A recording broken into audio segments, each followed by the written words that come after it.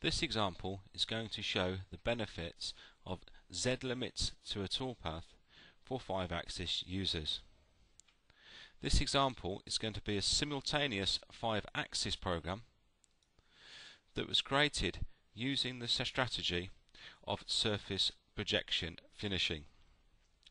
When we simulate this toolpath here, we will be able to see that as the toolpath goes round, it covers the whole job in a continual 5-axis motion. However, when we have jobs that are continual 5-axis, sometimes we require a bit more control over where we want to machine on the job easily without affecting any other things we may have done, and to do it as simply as possible.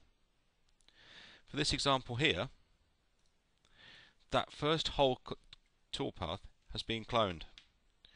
When it is cloned, we have limited the range in Z just to machine the top.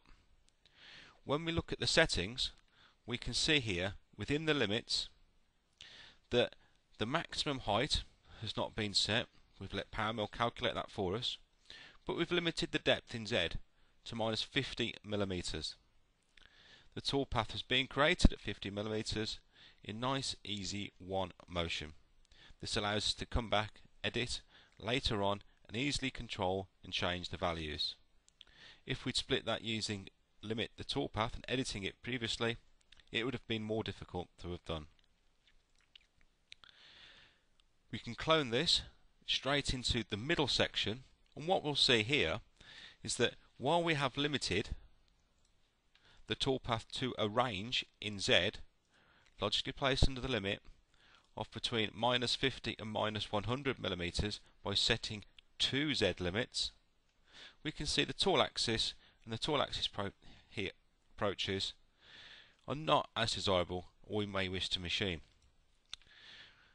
I'll do a copy of this toolpath just to show how easy it is to change. Just by selecting that, we can go into Edit, go into Reorder, move all these to the start, finish, and done. Using Delcam's unique and powerful toolpath editing capabilities, we've been able to choose a very nice cutter path very easily. A simple and yet powerful way of demonstrating PowerMILL's 5-axis Z limits to toolpath new functionality.